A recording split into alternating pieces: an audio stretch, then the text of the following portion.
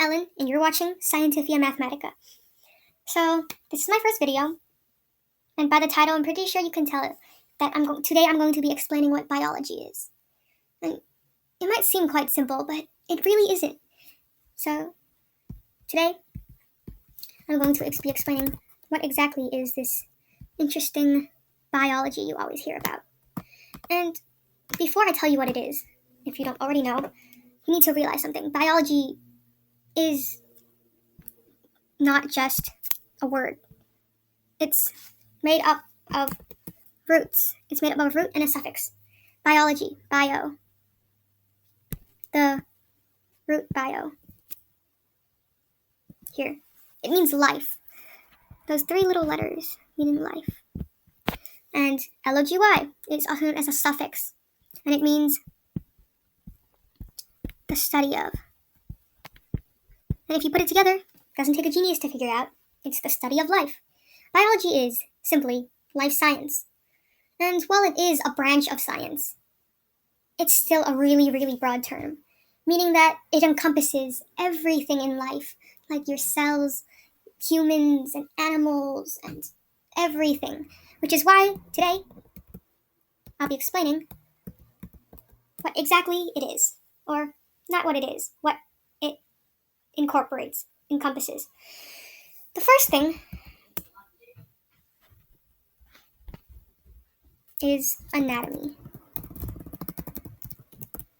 Anatomy is simply the studies of the structures, I guess you could say, the structures of organisms. Note that I said organism and not animal, because this includes plants.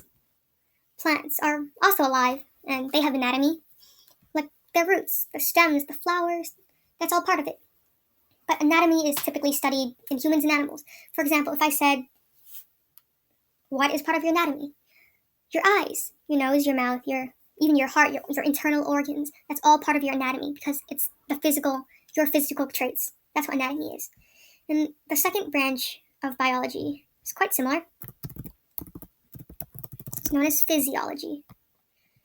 And it's actually really closely correlated, but at the same time, it's the opposite.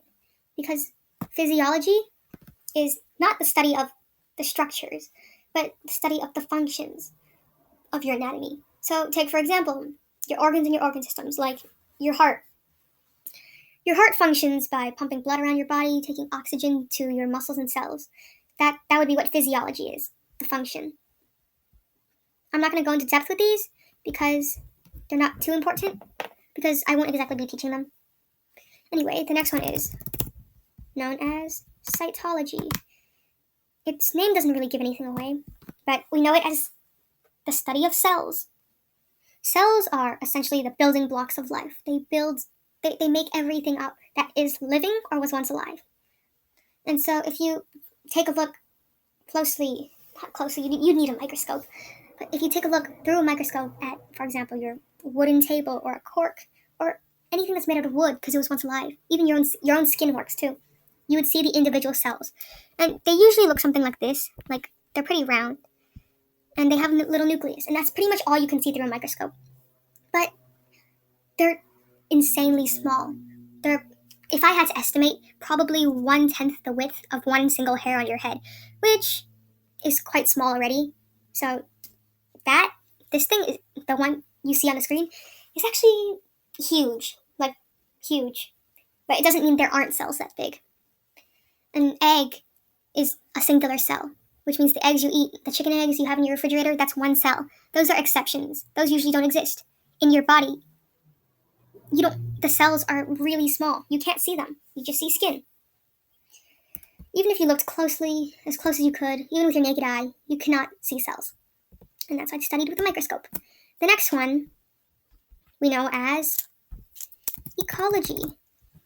Ecology, if you can tell by the name, is related to ecosystems and is the study of the connections and correlations between species and organisms and their habitat. So it's like in a forest. Trees live there, there's moss, there's grass, there's birds, there's a bunch of animals. Those all live together, whether they like it or not. They all depend on each other, they're all codependent. And they rely on each other for resources and food and stuff. And that's what ecology is. The next one is one of the most complicated ones, I guess. We know it as taxonomy.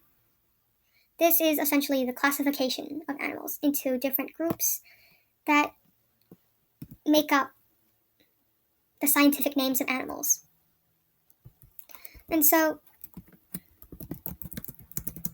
if you were to say scientific name, what's the scientific name of a cat? You'd be like, oh, it's a domestic cat, right? So, Felis domestica, which means Felis meaning cat, domestica meaning domestic. Anyway, taxa or taxonomy is the categorization of these animals and plants. For example, domain. A domain is the broadest classification. I think, as far as I know, there's only 2 or 3. And we know that and it's in eukarya, meaning it's the cell type. A cat is a eukaryote. And kingdom is next. In order, from broadest to, what is that word? I guess, most specific. It'd be domain, kingdom, phylum, class, order, suborder, family, subfamily, genus, and species. But we usually ignore the subs, so we end up with domain, kingdom, Felis domestica, which means Felis meaning cat, domestica meaning domestic. Anyway, taxa or taxonomy is the categorization of these animals and plants. For example, domain. A domain is the broadest classification. I think, as far as I know, there's only 2 or 3. And we know that and it's in eukarya, meaning it's the cell type. A cat is a eukaryote. And kingdom is next. In order, from broadest to, what is that word? I guess, most specific. It'd be domain, kingdom, phylum, class, order, suborder, family, subfamily, genus, and species. But we usually ignore the subs, so we end up with domain, kingdom, phylum, class, order, family, genus, and species. And a cat is in the domain eukarya.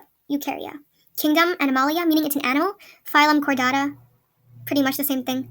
Class, Mammalia, meaning it's a mammal and not like a bird. Order, carnivore. Suborder, you don't need to know suborder. Family, Felidae, I don't know how to say that. But, and genus, Felis. And you say the scientific name of an animal or a species using genus and species, meaning you say the genus first, which is Felis. And a domestic cat would be Domesticus. So the scientific name of a domestic cat is named by its taxonomy, and it's also known as Felis domesticus. And it's quite complicated, so. But you don't really need to know it that much until you get to, 7th grade. The next one. I actually had to search this one up because I wasn't sure what it was, because it's so close to anatomy. Morphology it deals with the study of external forms, sizes, shapes, colors, etc. of organisms, as well as where organs are in the body. So, for example, your brain's in your head, your heart's in your chest, all that type of stuff. I'm not going to elaborate on that. Anyway, the next one. We know it as histology. Keep in mind these are in no particular order. I'm just saying it as I have it written. Anyway, histology is the physical study of organs and tissues at a cellular level. Microscope, you have to use a microscope actually because you can't see cells. But you have to use a microscope and you look through them and you look at tissues or organs and the cells that make up them. That sentence was not grammatically correct. Anyway, next. You're probably wondering why this one exists when cytology does. It's literally called cell biology. And it's different. It's a more broad term. I guess cytology is technically part of cell biology, but not exactly. Because cell biology deals with every different aspects of cell functions. It's much wider than cytology. It's the study of functions of cells, including prokaryotic and eukaryotic cells, something you may or may not learn later. And it's that simple. Cell biology is pretty self-explanatory, actually. The next one is known as molecular biology. Another type with biology in its name, yes. And this one's also self-explanatory. molecular biology, biology at a molecular level. And this deals with macromolecules, which include things like nucleic acids and deoxyribonucleic acids, same thing. And that's also known as DNA, or the code that makes you who you are. I'll elaborate on that in another video. And the next one we have here is known as embryology. I'm not going to elaborate on this because people like to think it's embarrassing to talk about, but I agree to differ. It's reproduction, it's life. Embryology is the study of, I guess, just say embryos. It's the development of fetuses inside the womb. It also encompasses congenital disorders like Down syndrome, and let's see. Down syndrome is a genetic disorder, meaning it's derived from a genetic mishap, meaning you can't change it. It's not curable, which means you'd have it from birth. Congenital disorders are diseases that congenital means before birth. And so others may include cerebral palsy, cystic fibrosis, cleft palate, things like that. And here's another.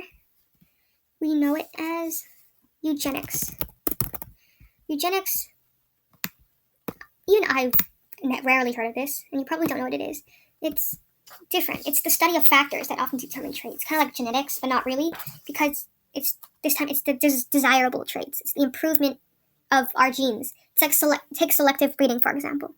People breed horses to make them run faster because it's more we want faster horses, and so that exists. But it's particularly humans. Next is one everyone has heard of, I'm sure, if you're learning science. Evolution. Evolution is merely a theory, but then everything in science is also a theory. But, I mean, it exists. Well, as far as we've seen. Evolution is a theory created by scientist Charles Darwin, and he came up with this thing called survival of the fittest, which means only the fittest survive, only the strongest survive. And it's the theory that animals adapt and evolve. They change through mutation, through environmental factors, through the best combinations of traits, that only the strongest survive. And when they survive, they pass on their genes to the next generation, which are stronger than the previous, because they have the desirable traits. And so what happens is animals evolve. People like to say we're evolved from monkeys, which I find both fascinating and terrifying at the same time. And that's what evolution is. The next branch of biology, you've probably heard of this. Paleontology. Paleontology is fossils. Not just dinosaur fossils like you've probably heard, but fossils, like everything, including trace fossils, which are tracks, burrows, footprints, trails, poop, like fossilized animal poop, plants, and even just rocks. That's all encompassed in paleontology and pretty self-explanatory, so I'm going to go on. Next, exobiology. It's actually exactly what it sounds like, because exo, out. Anyway, exobiology is the inquiry, the theory that there could be life outside Earth. And it seems implausible, but we never know until we find out. It's the science that the possibility that there could be life outside our home planet, which is insane. And going on to the second to last one, we know this as, is it virology or virology? Virology. Let's just say it like that. Study of viruses, like the name suggests. Virology is terrifying. Like, if you're watching this in 2020, I'm sure you know exactly what's going on, how this virus has shut down basically the entire world. And so viruses like the COVID-19 is the virus that's killing everyone right now. This virus, it's incurable. That's the thing. And they're not alive. That's the common misconception about viruses. They're not alive. They're almost like robots, and they have RNA, ribonucleic acid, which is basically half of the DNA. It's a single strand of DNA. And injects that into your cells, your nucleus, which contains that code that makes you who you are. And it makes copies of itself. And eventually, after the incubation period, it just explodes out, and you're infected with the virus. You don't want that happening, so wash your hands, stay safe, stay at home. Last one. I left this for last for a reason. We know this one as genetics. It's in all caps for a reason, because genetics genetics is, I would like to say, the most important one, but I don't know if I can say that. But it's, for me, it's the most important because, well, I guess I quote unquote specialize in it. I'm good at genetics. I know about it because of extensive studying due to curiosity and other factors I will not bring into question. But simply put, it's the passing of traits from parent to offspring, also known as heredity. In genetics, scientists study inheritance patterns of how parents will pass traits in genes. It's like when you go out into public and people look at you and your parents and they'll be like, oh, you have your mom's nose or you have your dad's mouth. You look like your grandpa or something like that. That's all genetics. Heredity, genetics, it plays a role in the reason you look like your parents, because when your parents reproduce, I guess, and create you, their genes are passed on. And there's dominant and recessive genes, something I'll go over in another lesson, which creates you, like the traits, your eye color, your skin color, your hair color, everything, your blood type, like the way you look, the way you act. That's all because of your genes. Spelled Genes, by the way, not your parent genes. Anyway, there are environmental factors that often come into play, but I'd say genetics is a vast majority of why you are the way you are. And it's the thing about genetics is it's so important because it's the basis of a lot of other branches of biology. Like for evolution, genetics, it's the base. It's what creates evolution in the first place. How genes are passed on, and only like it becomes to a point where offspring are stronger than parents because they have the desirable genes designed to survive. And I'm going to stop it here because we've come to 15, I hope. 1, 2, 3, 4, 5, 6, 7, 8, 9, 10, 11, 12, 13, 14. I can't count. Anyway, it's important. Genetics, it's an important thing to know. It's the code that makes you up. Like, not that you're a robot or anything, but it codes you. Like a computer needs code to run. It is literally what you are. And it's a very simple science. It's completely worth learning, promise me. And I'll go over more lessons with genetics because I find it fun to teach. And anyway, note that not all branches of biology are listed here. These are the main 15 that you probably will hear about most. And this is first episode video that I have here. And I really hope you learned something. And thank you for watching. And just look out for my next video, which will most likely have something to do with genetics. Goodbye.